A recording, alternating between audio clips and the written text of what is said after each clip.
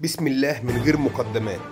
أقسم بكتاب الله وأقسم برب كتاب الله، أقسم من حل القسم بكل الأديان السماوية وبكل دين الله سبحانه وتعالى أنزله، وكل كتاب وكل رسله، إن كل كلمة هقولها في الفيديو ده إني صادق فيها، ويعلم ربي إني صادق، وأدي المصحف أدي كلام الله. أقسم من حل القسم، كل من يقصد مصر وكل من يحارب مصر وكل من يفكر أن يحارب الجند المصري سيهلك. أقسم من حل الكتاب، أقسم من رفع الكتاب ورفع السماوات والأرض، من كل من حاول إنه يحارب مصر سيهلك إهلاك ما هيشوف زي ولا قبله. مش عشان أنا مصري، لا، لأن مصر مش بلد المصريين، مصر هي بلد الله رب العرش الكريم، رب السماوات والأرض. اللهم إني أبلغت اللهم فاشهد. أقسم من حل القسم، كل من يفكر أن يحارب مصر، اللي هيدخل مصر هيدخل مصر هيبقى داخل مولود وخارج مفقود. اللي هيخش مصر يحارب هيبقى داخل مولود وخارج مفقود، لأن هي أرض الله ومن الله. والدليل إن الله سبحانه وتعالى لما تجلى على جبل الطور وكان في مصر حرب 73، إسرائيل لحد دلوقتي بتقول إحنا اللي كان بيحاربنا في الأرض ما كانتش جنود، كانت جنود لابسة أبيض فأبيض. فجأة واحدة كده لقينا الجنود دي لابسين أبيض فأبيض. لحد دلوقتي بيدرسوا مين اللي كان بيحارب في قلب أرض سيناء. أقسم من حل القسم إني صادق في كل كلمة بقولها. والدليل لما ديك النهار قالوا لك طلع الوشك المصري اللي هو القط اللي هو عامل زي النمر، قال لك الوشك المصري طلع بياكل الجنود الإسرائيليين والكلام ده. من إمتى ومصر عندها وشك مصري؟ يا جماعة الوشك المصري ده ما كانش وشك مصري، الوشك المصري ده أقل جندي في الأرض من جنود الله. سيعلم رب العباد إني صادق، وسيشهد علي الله إني صادق. ده أولا. ثانيا، أنا من أول الناس اللي طلعوا السنة اللي فاتت وقالوا قريبا جدا مصر ستفعل شيء سيبهر العالم باللي فيه، وأخصة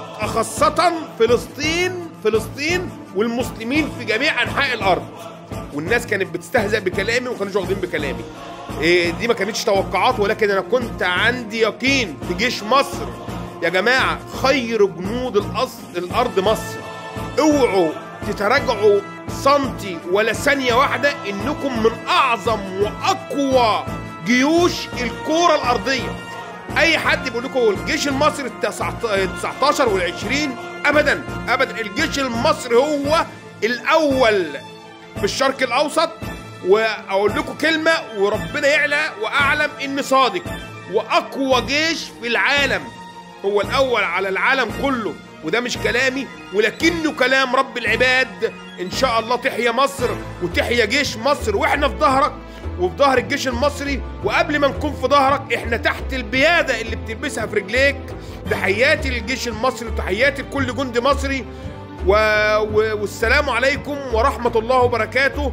إن شاء الله الخارج مولود والخارج مفقود، سيعلم الله. وخليكم فاكرين الفيديو ده وخليكم عارفين إني أبلغت.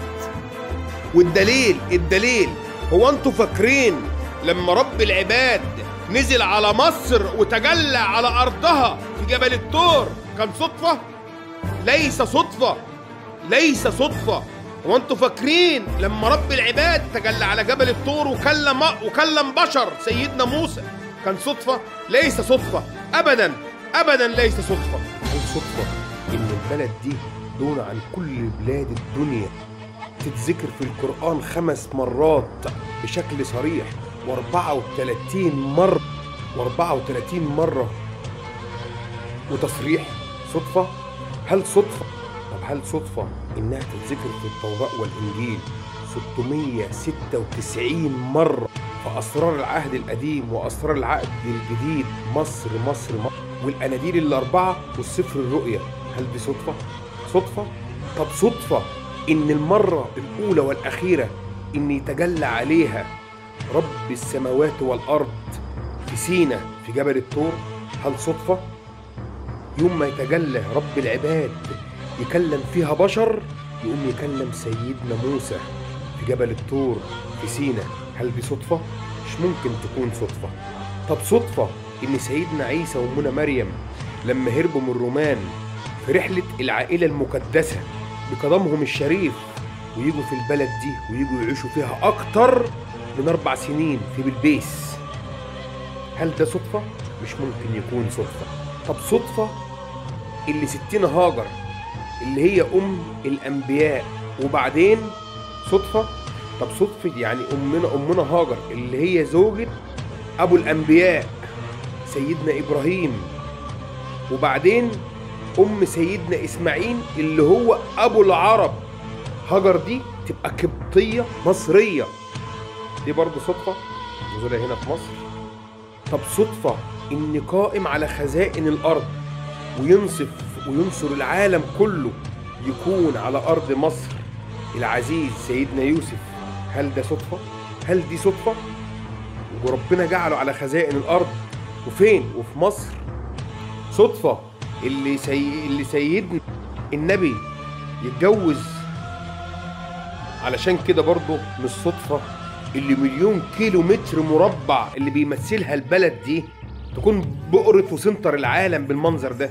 بص على الخريطة تلاقي البحر الأبيض مودع على المحيط، البحر الأحمر على المحيط التاني، الأمريكتين كده، أوروبا وآسيا كده، وأفريقيا أهي، وادي أستراليا أهي، وأنت في السنتر، هل دي صدفة؟ أعظم وأطهر وأحسن موقع في العالم اللي هو نهر النيل، هل دي صدفة؟ مش صدفة، مش صدفة، في سر، صدقوني يا جماعة مش صدفة، مش ممكن يكون صدفة. خير جنود الأرض لما اتذكرت في القرآن صدفة؟ مش ممكن تكون صدفة. لما ربنا سبحانه وتعالى ذكر مصر في القرآن صدفة؟ مش ممكن تكون صدفة. ولما ربنا تجلى بعظمته على جبل الطور وكلم فيها من البشر سيدنا موسى كلموا على جبل الطور صدفة؟ مش ممكن تكون صدفة.